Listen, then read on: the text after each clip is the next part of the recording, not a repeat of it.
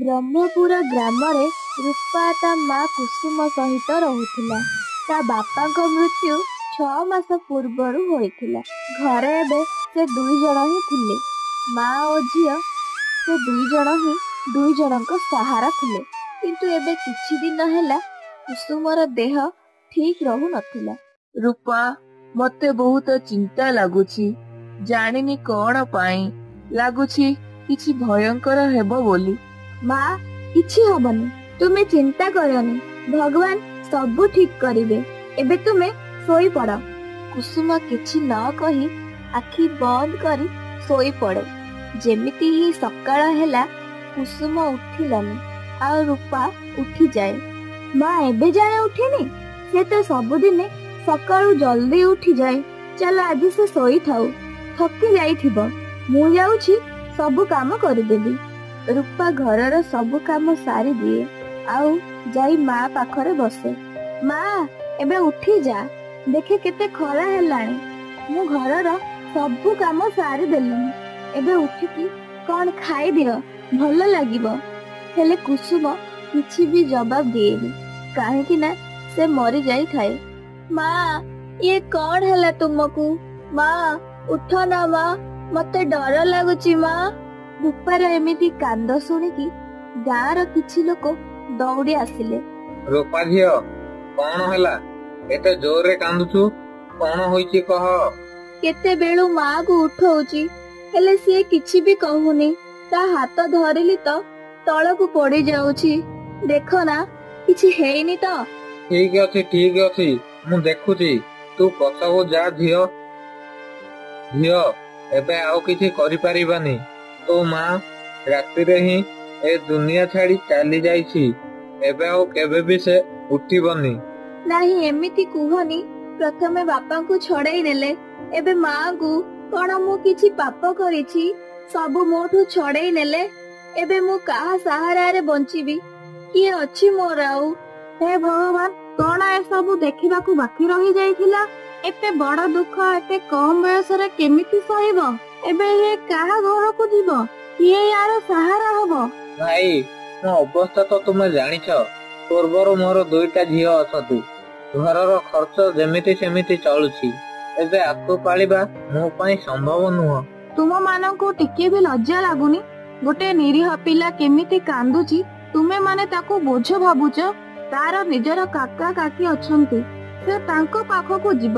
ସିଏ ଆକୁ ନ ରଖିଲେ ସେ ରଖିବେ। ଯାହା ହେଲେ ବି ରକ୍ତର ସମ୍ପର୍କ ଅଛି।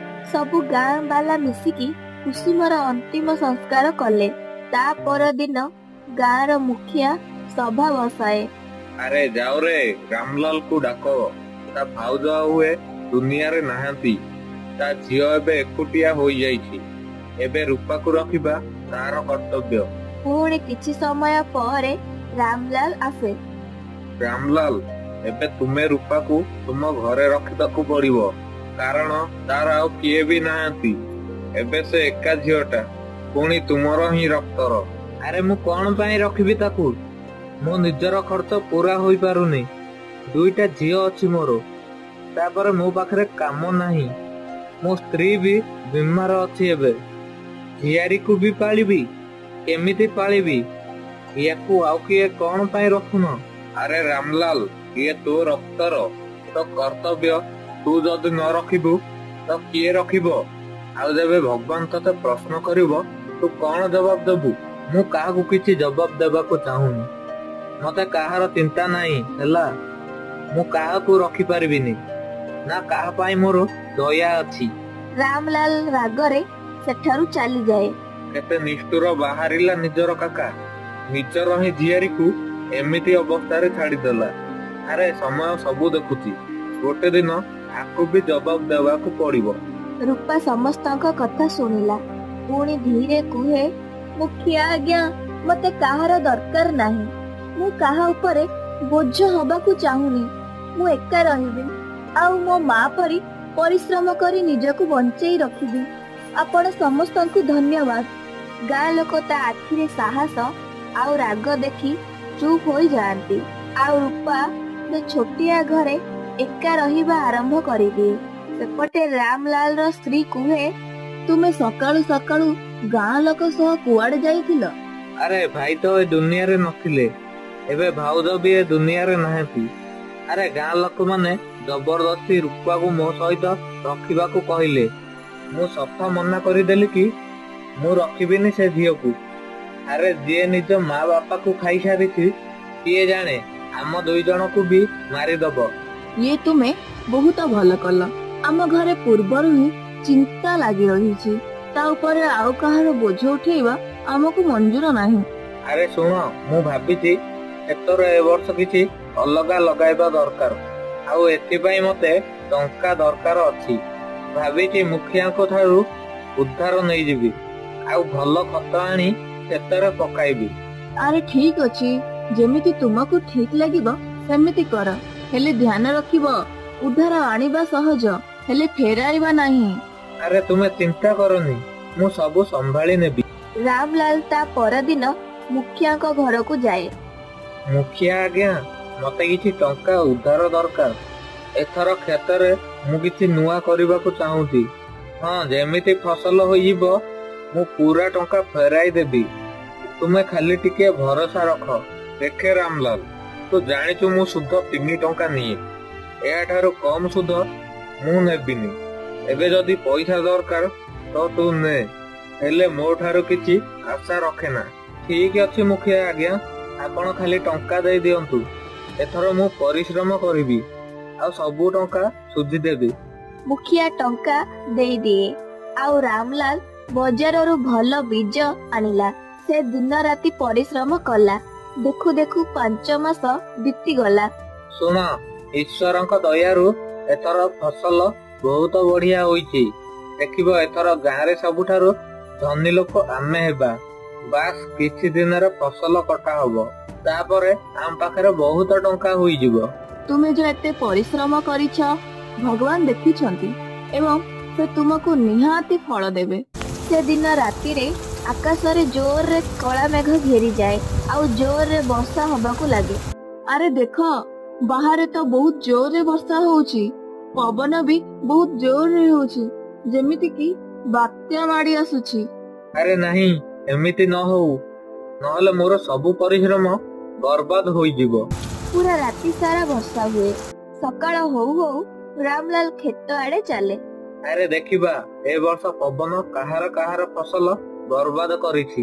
ଭଗବାନ କରନ୍ତୁ କାହାର ବି ନଷ୍ଟ ନ ହଉ। ତାପରେ ରାମଲାଲ ଯେମିତି ହିଁ କ୍ଷେତକୁ ଯାଏ, ଦେଖେ ଯେ ତାର ସବୁ ଫସଲ ଖରାପ ହୋଇଯାଇଛି। ପୁଣି ଉଦାସ ମନରେ ଘରକୁ ଆସେ, ଆଉ ତା ସ୍ତ୍ରୀକୁ କୁହେ, ଆରେ ମୁଁ ତ ବର୍ବାଦ ହୋଇଗଲି। ସବୁ ଫସଲ ବର୍ଷା ଆଉ ପବନରେ ଖରାପ ହୋଇଗଲା, ଆଉ କ୍ଷେତରେ ପାଣି ପଶି ଯାଇଛି। ଏବେ ଆମେ କଣ କରିବା? ମୁଖିଆ ଏବେ ଟଙ୍କା ପାଇଁ ଆସିବ, ମୁଁ ତ ବର୍ବାଦ ହୋଇଗଲି। ସେତେବେଳେ ହିଁ ମୁଖିଆ ଆସେ। ଆରେ ରାମଲାଲ, କେବେଠୁ ଅପେକ୍ଷା କରିଛି ତୋ ଟଙ୍କାକୁ? ଏବେ ତ ବେଶୀ ହୋଇଗଲା। 2 ଦିନ ହୋଇଥିଲେ ହୋଇଥାନ୍ତା, ଏବେ ତ ମାସ ମାସ ହୋଇଗଲା। ଏବେ ତୋର କିଛି ଦେଖା ଦର୍ଶନ ନାହିଁ। ଆଜି ଆସିଛି ମାନେ ଖାଲି ହାତରେ ମୁଁ ଯିବିନି। ମୁଖିଆ ଆଜ୍ଞା, ମୋ କଥା ଶୁଣନ୍ତୁ। ବର୍ଷା ସବୁ ବର୍ବାଦ କରିଦେଲା, କ୍ଷେତରେ ଆଉ କିଛି ବଞ୍ଚିନି। ମୁଁ ଚାହିଁଲେ ବି ତୁମ ଟଙ୍କା ଫେରାଇ ପାରିବିନି। ଦେଖ, ମୁଁ କୁଆଡେ ବି ପଳାଇ ଯାଇନି, ମୁଁ ଏଇଠି ହିଁ ଅଛି। ଦେଖ, ମୁଁ ତୁମ ସବୁ ଟଙ୍କା ଫେରାଇ ଦେବି, ଟିକେ ସମୟ ଦିଅନ୍ତୁ। ଦେଖ, ଏବେ ଆଉ ବିରକ୍ତ କରେନା। ମୁଁ ଆଗରୁ କହିଛି ମତେ ସମୟରେ ଟଙ୍କା ଦରକାର। ଏବେ ତୁ ମରେ କିମ୍ବା ବଞ୍ଚେ, ମତେ କିଛି ଫରକ ନାହିଁ। ଏବେ ଯଦି ଟଙ୍କା ନାହିଁ, ତୁ ଯଦି ଏମିତି କିଛି କରେ ଯେମିତି ମୋ କ୍ଷତି ପୂରଣ ହବ, ବୁଝିଲୁ? ଆଜ୍ଞା, ମତେ ଖାଲି 6 ମାସ ସମୟ ଦିଅ, ମୁଁ ପୁଣି କ୍ଷତି କରିବି। ଏଥର ଯାହା ଫସଲ ହବ ସବୁ ତୁମକୁ ଦେଇଦେବି। ମୁଁ ହାତ ଯୋଡୁଛି ଆଜ୍ଞା, ମୋ ପରିସ୍ଥିତି ବୁଝନ୍ତୁ।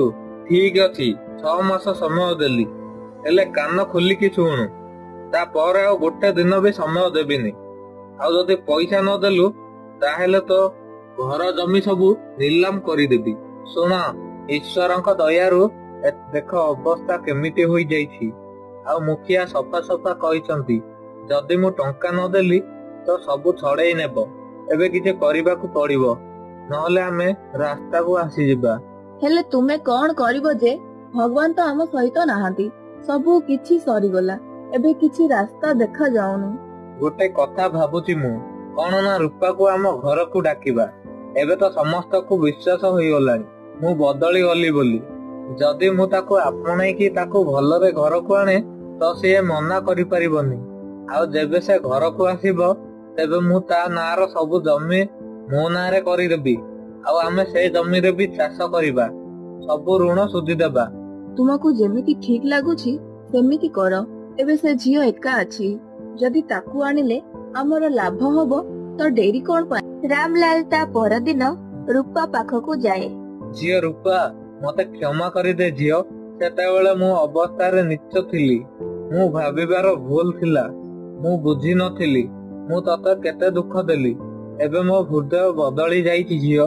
एबे मु तते मो सहित रखिबाकू चाहूची, आ तते से सब देबाकू चाहूची जहा गोटे झियो को दरकार। काका तुमे सते कहूछ ना, मते एबे काहा ऊपर भरोसा नाही। हेले तुमे सतरे जदि मते आपणाबाकू चाहूछ तो मु तुम सह जीवाकू राजी अछि। रामलाल रूपा को ता घर को आनी। आरंभ रे से दुई जण रूपा को बहुत भल पाइले। ताकू भल भल खाइबाकू देले आउ स्नेह रे कथा कहिले। ए सब रूपा को भी भल लागु थाए। आउ किछि दिन परे कागज आनी ता आगरे रखी दिए। झियो रूपा एबे तू खाली मो झियारी नुह, एबे मु तते मो झियो करूछि। एई कागज रे तू तो टिप देई दे, तापर तुम पालित झियो होई जिबु। काका तुमे तो कहूथिल मु तुम झियो परी, जदि एठी टिप देई कि मु सतरे तुम झियो होई जिबी तेबे मु बहुत खुशी अछि। मते भल लागिबो कि मोर भी किए निजर अछंती। ता परे रूपा से कागज रे टिप देई दिए। आउ रामलाल से कागज को नै कुहे, रूपा झियो तू जो टिप देलु ना से कहू मामूली कागज नाही, से तोर घर आ जमीर असली कागज थिला। एबे से घर मोर होई गला। एबे तते एठी रहिबा किछि भी दरकार नाही। चले जा एठारु एबे। हाँ तुमे ठीक कहूछ। एबे तू ए घरे आउ रही पारिबुनु। एबे घरु बाहरी जा। काकी तुमे एमिति कोन पाई कहूछ? काका तो कहिले तुमे माने मते झियो करे कि रखिबे। मु तुम ऊपर भरोसा करे कि आसीथिली। मते कोन जणा थिला तुमे दुई जण मते एमिति धोखा देबो। अरे बास बास बहुत होई गला। एबे बाहरी जा ए घरु। आउ जदी अधिक कहिबु बेले भल हबनी तो पाई। एबे जा आम घरु। तू भाबिथिलु कि तते आमे मुंडरे बसाई कि रखिबु? तू तो मूर्ख बाहरिलु। एबे जा बाहरी जा एठु। दुई जण मिसिकी रूपा को घरु बाहर करिदेले। आउ कबाड़ बंद करिदेले। हे भगवान मु कौन करिथिली जोथि पाई मो निज लोक मते धोखा देले। मु एबे कुआडे जिबी, कहा पाखकू जिबी किछि बुझा पडुनी। से कांदी कांदी गोटे गछ तळे बसी जाए। हे भगवान मते जोरे भूख लागिलानी। जदि किछि न मिले तेबे मु ए रास्ता रे ही पड़ी जिबी। ता पेट भोकरे गुड़गुड़ होउथाए। से गोटिए छोटिया घर पाखकू जाए आउ कबाड़ बाड़ाए। गोटिए बुढ़ी माँ बाहर को आसिले। मते बहुत भोक लागुची। 2 दिनरु किछि भी खाइनी। जदि तुम पाखरे किछि खाइबा अछि तो दियंतु। झियो मो पाखरे तो किछि अधिक नाही, खाली गोटिए रुटी अछि। जदि तू खाइबु तो आनी देबी। हाँ जेजेमा दे दियंतु। रूपा ताकू फटाफट खाई दिए। सेठारु जाइकी गोटे गछ तळे बसे आउ निजकू कुहे, कांदिले किछि भी हबनी। जदि मते बंचिबाकू अछि तो काम करिबाकू पड़िबो, परिश्रम करिबाकू पड़िबो। ताहा ऊपरे बोझ आउ हेबिनी। ता पर दिन से मुखियाको घरकू जाए। आज्ञा मते किछि भी काम दियंतु, मु सब काम करि नेबी। जहा तुमे कहिबो मु सब करिबी। बस मते काम दरकार अछि। काम तो अछि। मो घरे सबुदिन झाड़ू पोछा करिबाकू हेबो।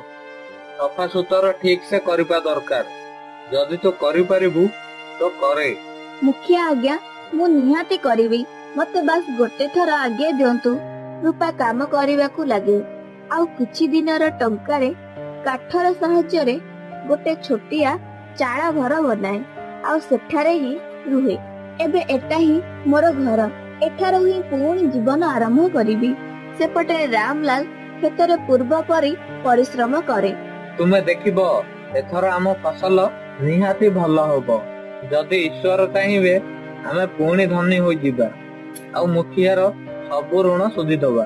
ହଁ ହଁ, ଏଥର କ୍ଷେତ ଭଲ ଦେଖାଯାଉଛି। ବାସ୍ ପରିଶ୍ରମ ସଫଳ ହେଉ। ହେଲେ ଗୋଟେ ଦିନ ରାତିରେ ଜଙ୍ଗଲୀ ପଶୁ କ୍ଷେତରେ ପଶି ସବୁ ଫସଲ ନଷ୍ଟ କରିଦିଅନ୍ତି। ସକାଳେ ରାମଲାଲ କ୍ଷେତରେ ପହଞ୍ଚିଲା ଆଉ ଦେଖିକି ଚମକି ଗଲା। ହେ ଭଗବାନ, ଏ କଣ ହୋଇଗଲା? ଏବେ ମୋ ସବୁ ଫସଲ ବର୍ବାଦ ହୋଇଗଲା। ଲାଗୁଛି ପଶୁମାନେ ଖାଇ ଯାଇଛନ୍ତି, ଆଉ କିଛି ବି ନାହିଁ। ମୁଖିଆକୁ ଟଙ୍କା କେମିତି ଦେବି? ଏବେ ତ ସେ ମତେ ଆଉ ଛାଡ଼ିବନି। ରାମଲାଲ ଘରକୁ ଆସି ତଳେ ବସିଯାଏ, ମୁଣ୍ଡକୁ ଧରି କାନ୍ଦିବାକୁ ଲାଗେ। ତେବେ ତା ସ୍ତ୍ରୀ ଧୀରେ ତା ପାଖକୁ ଆସେ। ବନ୍ଦ କର ଏବେ, ବନ୍ଦ କର ଏ ଲୁହ। ଆଉ କିଛି ବଦଳେଇ ପାରିବନି। ଯେମିତି କରିଥିଲେ ସେମିତି ପାଇଲେ। ଆମେ ସେ ନିରୀହ ରୂପା ସହ ଯୋଉ କଲେ, ଆମକୁ ତ ଫଳ ମିଳିବାର ଥିଲା। ଆମେ ତାକୁ ବେଘର କଲେ, ଜମି ଛଡେଇ ନେଲେ, ତା ହୃଦୟ ଭାଙ୍ଗିଲେ। ଏସବୁ ତାର ହିଁ ଫଳ।